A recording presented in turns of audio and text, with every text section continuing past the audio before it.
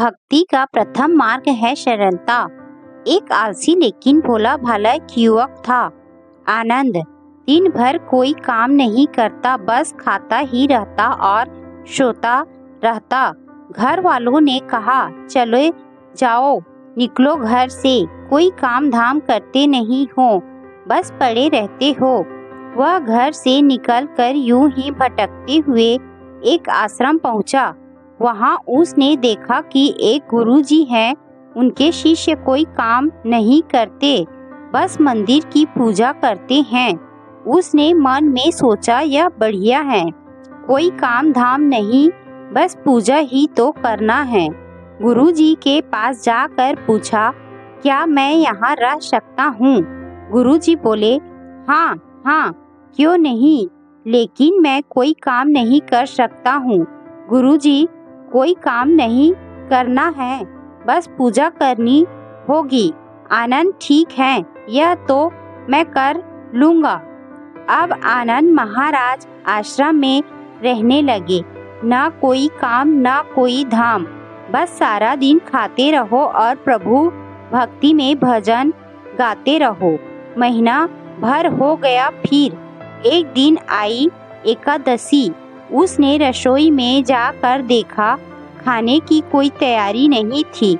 उसने गुरुजी से पूछा, आज खाना नहीं बनेगा क्या? गुरुजी ने कहा, नहीं, आज तो एकादशी है, तुम्हारा भी उपवास है। उसने कहा, नहीं, अगर हमने उपवास कर लिया तो कल का दिन ही नहीं देख पाएंगे। हम नहीं कर सकते उपवास, हमें तो भूख लगती है। आपने पहले क्यों नहीं बताया? गुरुजी ने कहा, ठीक है, तुम ना करो उपवास, पर खाना भी तुम्हारे लिए कोई और नहीं बनाएगा, तुम खुद बना लो। मरता क्या ना करता। गया रसोई में। गुरुजी फिर आए।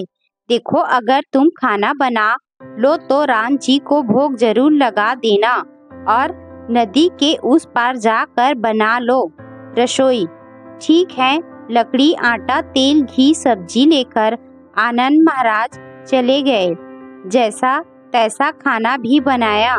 खाने लगा तो याद आया, गुरुजी ने कहा था कि राम जी को भोग लगाना है। वह भजन गाने लगा, आओ मेरे राम जी, भोग लगाओ जी प्रभु। राम आइए, श्री राम आइए, मेरे भोजन का भोग लगाइए। कोई ना आया तो बेचैन हो गया कि यहाँ तो भूख लग रही है और राम जी आ ही नहीं रहे। भोला मानस जानता नहीं था कि प्रभु साक्षात तो आएंगे नहीं, पर गुरुजी की बात मानना जरूरी है। फिर उसने कहा, देखो प्रभु राम जी, मैं समझ गया कि आप क्यों नहीं आ रहे हैं। मैंने रूखा सूखा बनाया है और आपको तर माल खाने की आदत है, इसीलिए नहीं आ रहे हैं। तो सुनो प्रभु, आज वहाँ भी कुछ नहीं बना है, सबकी एकादशी है, खाना हो तो यह भोग ही खा लो। श्री राम अपने भक्त की सरलता पर बड़े मुस्कुराए और माता सीता के साथ प्रकट हो गए। भक्त असमंजस में, गुरुजी ने तो कहा था कि राम जी आएंगे, पर यहाँ तो माता सीता भी आई हैं और मैंने तो भोजन बस 2 लोगों का बनाया है। चलो कोई बात नहीं, आज इन्हें ही खिला देते हैं।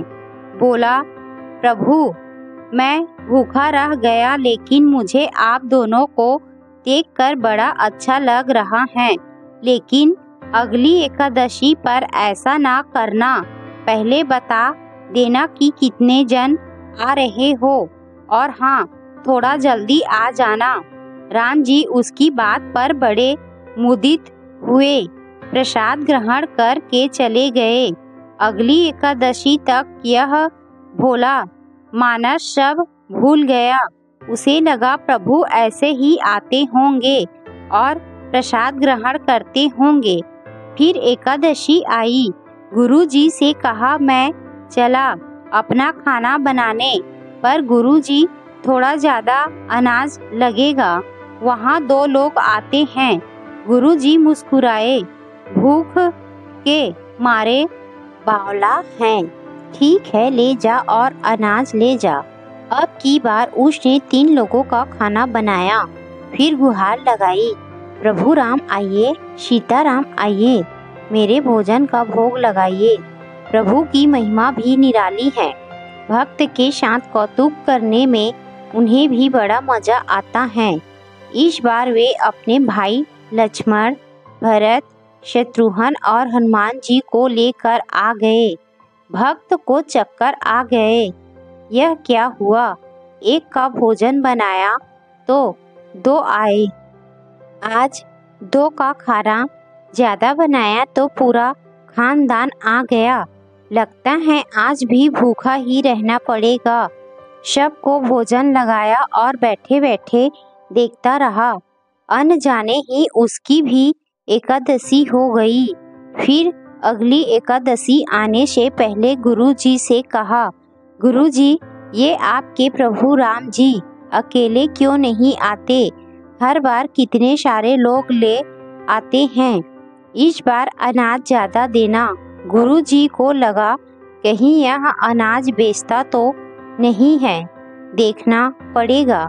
जाकर भंडारा में कहा, इसे जितना अनाज चाहिए दे दो और छुप कर उसे देखने चल पड़े।